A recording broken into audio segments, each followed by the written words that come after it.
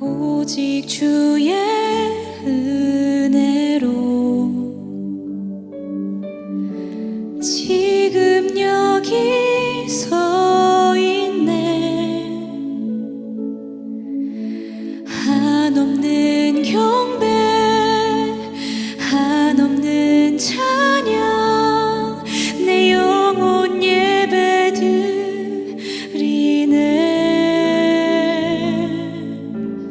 나를 위해 이 땅에 오신 주의 은혜, 십자가 고통 이기신 주님, 그 은혜 어찌 잊으리. 주인의 날 채우시네. 주인의 보게 하시네. 살아가는 동안 은혜로만 살린 십자가 은혜로. 마가복음 12장 1절에서 12절, 제가 1절 읽고 여러분들이 2절 읽으시고 우리 12절은 같이 한번 합독하시도록 하겠습니다. 12장 1절 제가 먼저 읽습니다. 예수께서 비유로 그들에게 말씀하시되 한 사람이 포도원을 만들어 산울타리로 두르고 즙 짜는 틀을 만들고 망대를 지어서 농부들에게 새로 주고 타국에 갔더니 때가 이름에 농부들에게 포도원 소출 얼마를 받으려고 한 종을 보내니 그들이 종을 잡아 심히 때리고 거저 보내었거늘 다시 다른 종을 보내니 그의 머리에 상처를 내고 능욕하였거늘 또 다른 종을 보내니 그들이 그를 죽이고 또 그 외 많은 종들도 더러는 때리고 더러는 죽인지라. 이제 한 사람이 남았으니 곧 그가 사랑하는 아들이라. 최후로 이를 보내며 이르되 내 아들은 존대하리라 하였더니 그 농부들이 서로 말하되 이는 산속자니 자 죽이자, 그러면 그 유산이 우리 것이 되리라 하고 이에 잡아 죽여 포도원 밖에 내던졌느니라. 포도원 주인이 어떻게 하겠느냐? 와서 그 농부들을 진멸하고 포도원을 다른 사람에게 주리라.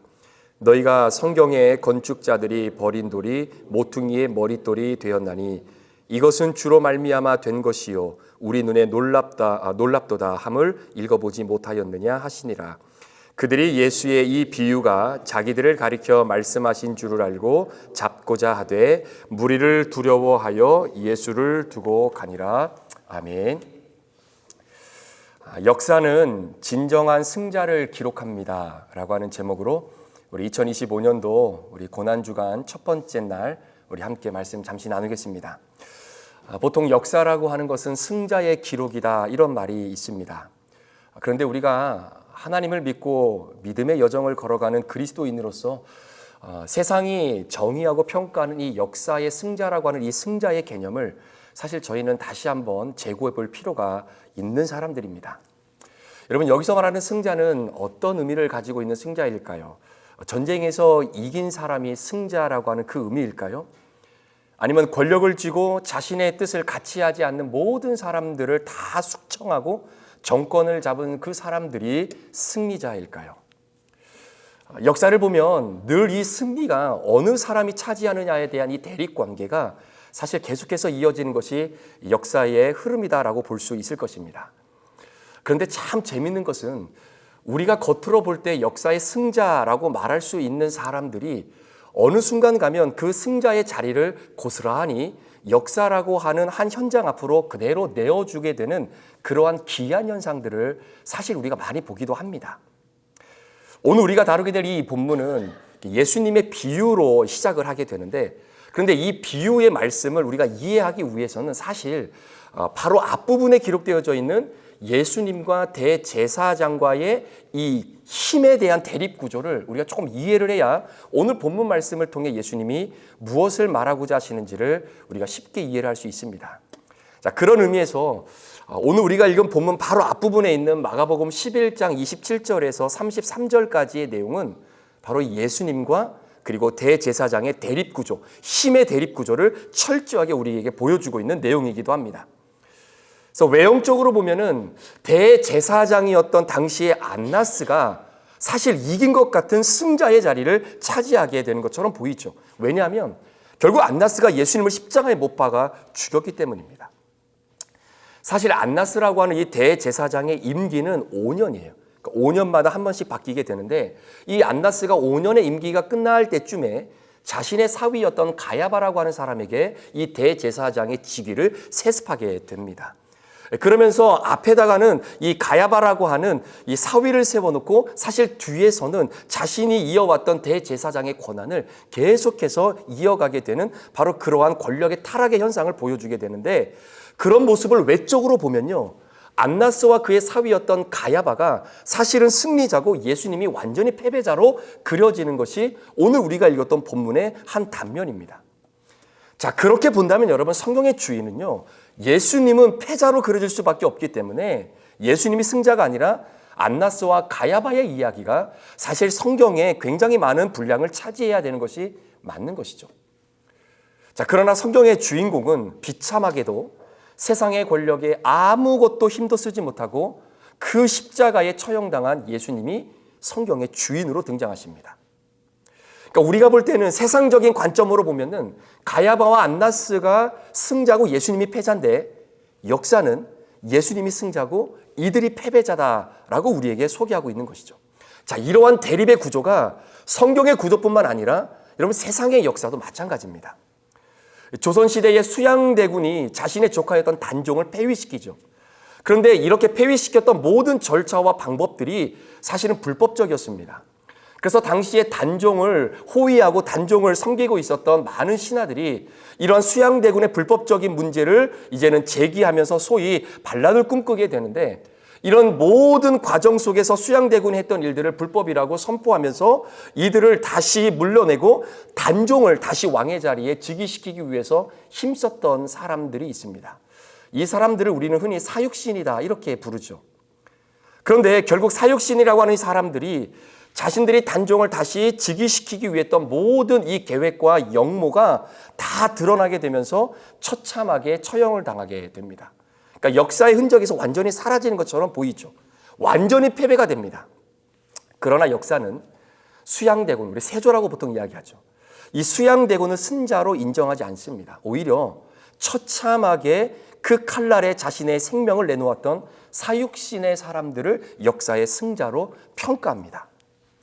그래서 혹시 여러분 나중에 기회가 되면요. 한국을 빛낸 위대한 백인이라는 책이 있습니다. 그 책에 보면 수양대군은 등장하지 않아요. 그러나 사육신은 그 안에 이름을 올리게 됩니다. 겉으로 볼 때는 세조가 승리하고 사육신이 패배자이들 같은데 오늘의 역사는 왜 우리에게 이걸 반대로 평가하고 있겠는가라는 거죠. 여러분 이순신과 선조의 관계도 마찬가지입니다. 이순신은 나라를 위해서 헌신하기 위해 자신의 목숨을 내놓지만 사실 선조는 자신의 자리를 지키기 위해서 이순신을 폐위시키는 그러한 장면들을 끊임없이 역사는 고백하게 되는데 결국은 이순신은 죽지요. 그러니까 선조가 승리한 것 같고 이순신은 패배한 것 같습니다. 그러나 역사의 뚜껑을 열어보면 여러분 강화문에는 두 분의 동상밖에 없습니다. 그 중에 하나가 바로 이순신 장군의 동상입니다. 세조의 동상은 없다라는 거죠. 자, 그렇다면 왜 역사는 마치 패배한 것 같은 사람들을 궁극적인 승자의 평가로 남기는가? 자, 이 질문의 관점을 가지고 오늘 본문을 우리가 좀 한번 보기를 원하는데요. 오늘 본문 앞에 기록되어 있는 예수님과 이 안나스의 이 힘의 대립에서 계속적으로 반복하는 단어가 있습니다. 그 단어가 뭐냐면 권위라고 하는 단어예요. 권위. 그래서 오늘은 이 권위라고 하는 단어를 잘 풀어내야 오늘 예수님이 하신 이 비유의 의미가 무슨 의미인지를 정확히 깨달아낼 수 있는 것입니다.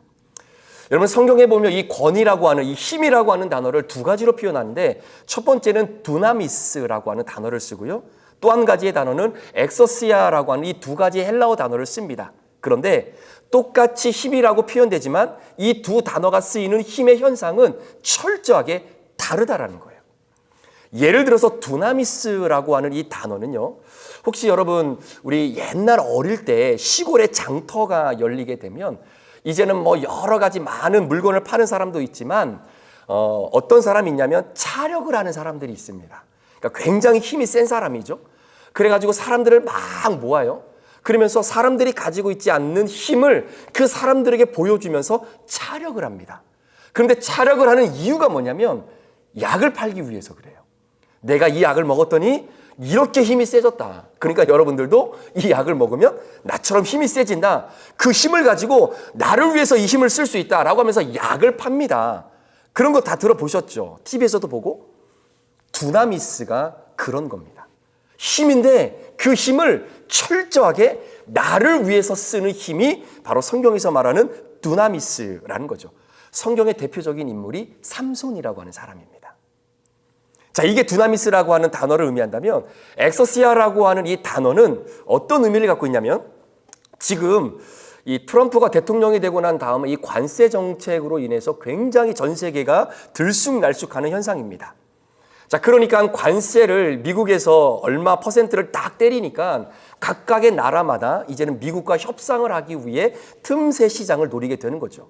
우리나라도 이제 결국은 이 협상을 하기 위해서 대표단을 보내지 않습니까?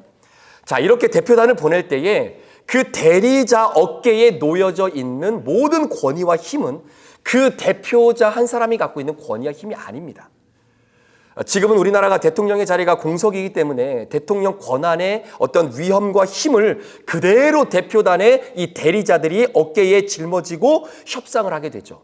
그럴 때 이 사람들이 쓰는 힘은요, 자신의 힘을 위해서 쓰는 것이 아니라 나라의 국익을 위해서 쓰라고 나라가 부여해 준 힘이라는 겁니다. 이게 엑서시스라는 단어예요. 그래서 만약에 국익에 반대하는 행동을 하게 되면 그 대리자는 그 자체로 범법자가 되는 것 아니겠습니까?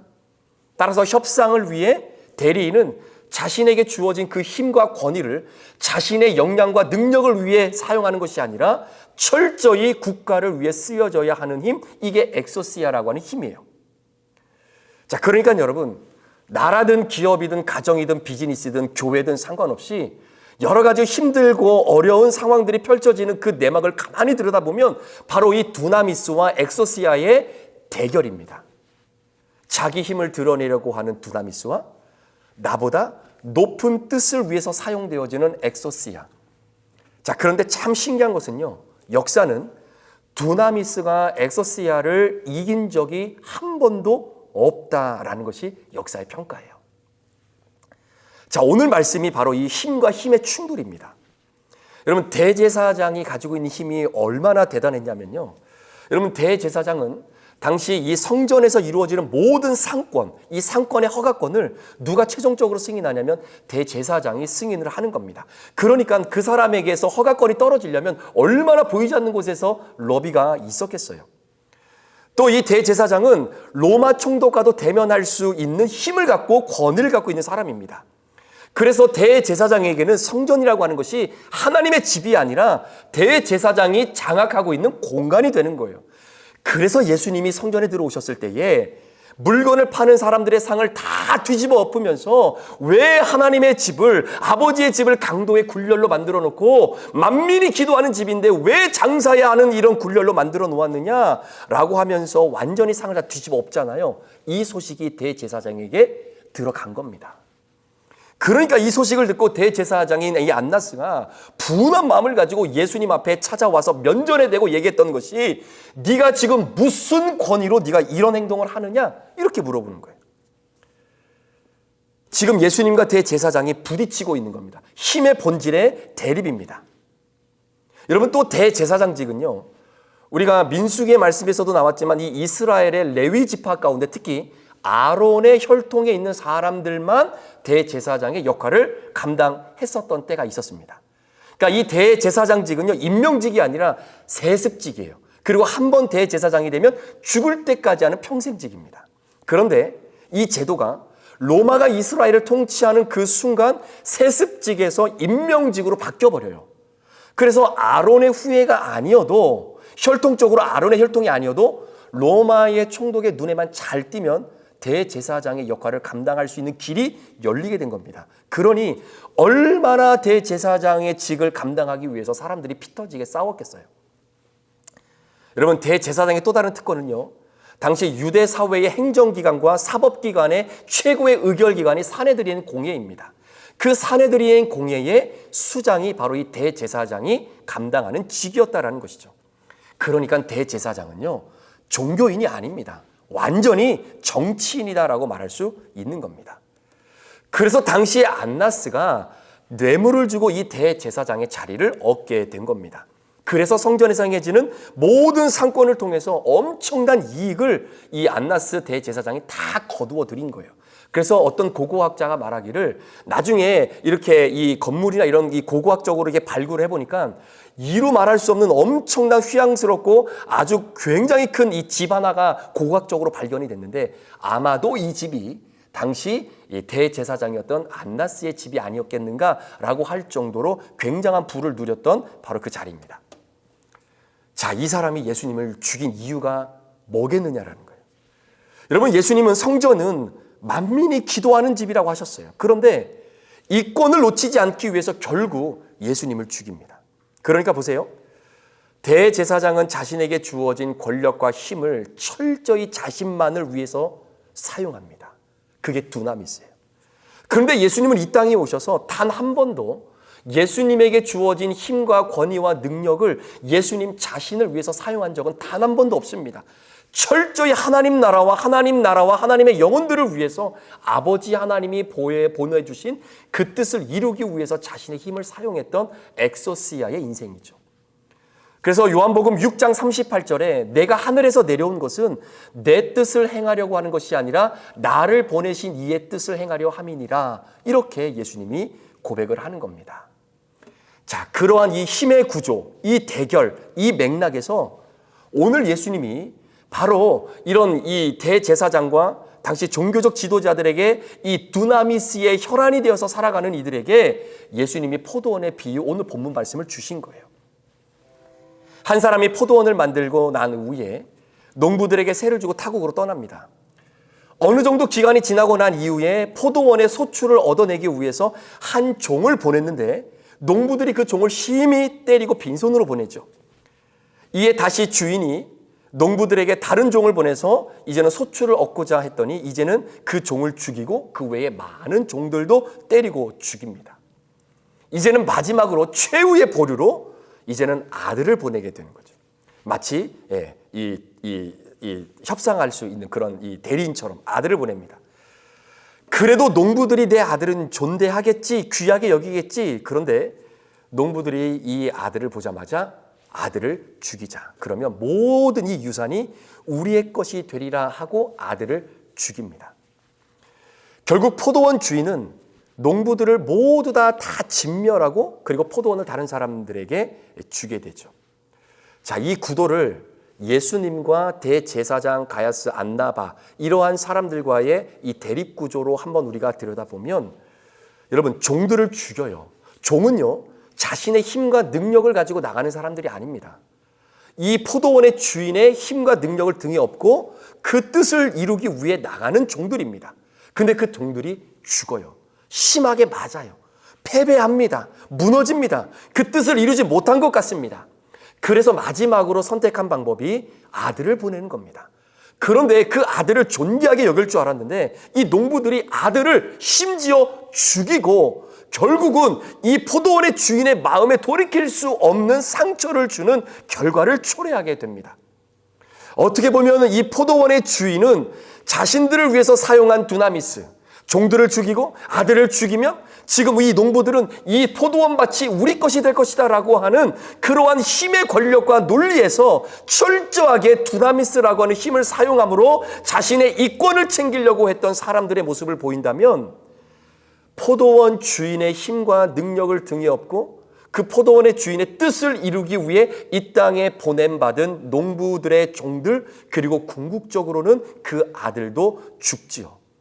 그러나 그렇게 두나미스가 아니라 엑소시스의 힘을 온전히 추구했던 이들이 완전히 역사 속에서 이 장면 속에서 사라지는 것처럼 보이지만 예수님이 이 본문의 말씀의 비유를 우리에게 주신 이유가 뭐냐면 그 아들이 죽었지만 다시 그 아들이 살아나는 것을 우리에게 예표로 보여주신 하나의 예화라는 겁니다. 비유라는 겁니다. 패배하고 실패하여서 완전히 죽어서 끝난 것처럼 보여도 철저히 하나님 나라와 하나님 뜻을 위해 사셨던 예수님의 그 엑스시아가 궁극적으로 승리하였다라는 것을 우리들에게 이미 선전포고를 하고 그리고 나서 고난주간의 시작이 되는 거예요. 오늘 고난주간 첫날 제가 말씀을 준비하면서 왜 이 본문을 오늘 나에게 그리고 우리에게 주신 이유가 무엇일까? 왜 이 본문을 오늘 이 고난주간 첫 우리가 말씀 묵상의 날로 왜 이 본문을 실어놨을까? 여러분, 고난주간이면 왠지 기분도 좀 가라앉고 또 고난받으신 주님을 묵상하다 보니 마음이 좀 무겁기도 하고 그렇지 않습니까? 맞아요. 주님의 고통이 나의 고통이 되고 그분의 고통 속에 함께 동참하는 이 소중한 기간, 한 주간의 기간입니다. 그러나 기억해야 될 것은 고난의 역경을 뚫고 패배와 죽음의 현장을 뚫고 오늘 나의 구원자로 또 나의 부활의 주님으로 진정한 승리자로 내게 다가와 주신 그 주님을 먼저 기억하고 출발하는 고난주간이 되어야 되는 것 아니겠는가라는 의미에서 오늘 이 본문을 오늘 우리들에게 첫날로 주신 것이 아닌가라는 생각을 하게 됩니다. 예수님의 고난은 철저히 엑소시아를 위한 고난이었습니다. 예수님의 힘듦과 아픔과 눈물과 상처와 그 모든 것들은 철저하게 하나님 아버지의 뜻을 이루기 위해 사용되어졌던 바로 그 엑소시아를 유지하기 위해서 받으셨던 고난입니다. 그렇다면 오늘 예수님의 고난에 동참하는 저와 여러분이 오늘 하루를 살아가실 때 우리에게 주어진 힘이 있다면 여러분 그 힘은 과연 누구를 위한 힘이고 무엇을 위한 힘이고 어떻게 사용되어져야 우리가 예수님의 고난에 동참하는 이번 하루의 삶이 될 수 있을지를 우리가 한번 생각해 보는 그런 하루가 되었으면 좋겠습니다. 오늘 내게 주신 하나님의 능력과 은혜를 나만을 위한 두나미스로 사용하는 것이 아니라 하나님 나라와 또 영혼 구원을 위해 그리고 예수님의 고통이 나의 고통입니다 라고 고백하며 살아가는 작은 예수로 오늘을 살아가는 저와 여러분들이 거룩을 향해 오늘도 걸어갈 때에 아름답게 사용되어지는 그런 엑스시아의 권위가 오늘 저와 여러분 가운데 있기를 우리 구주 예수 그리스도의 이름으로 축원합니다. 기도하시겠습니다. 주인의 날 채우시네 주인의 보게 하시네 살아가는 동안 은혜로만 살린 십자가 은혜로 오직 주의 은혜로 오직 주의 은혜로 지금 여기 서 있네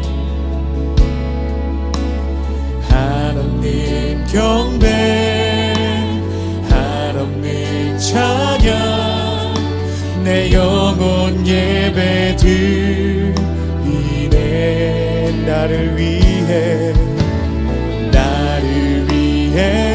이 땅에 오신 주의 은혜 십자가 고통 이기신 주님 그 은혜 없이 주님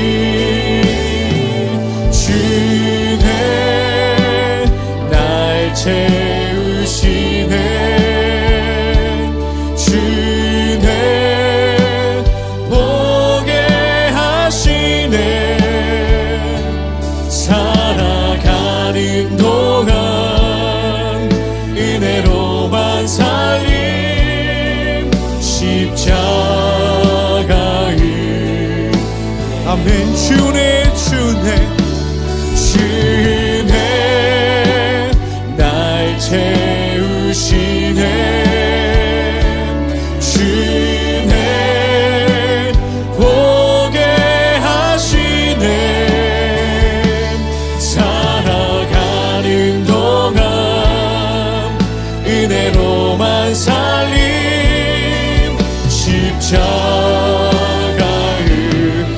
고백합니다. 주 은혜 날 주시네.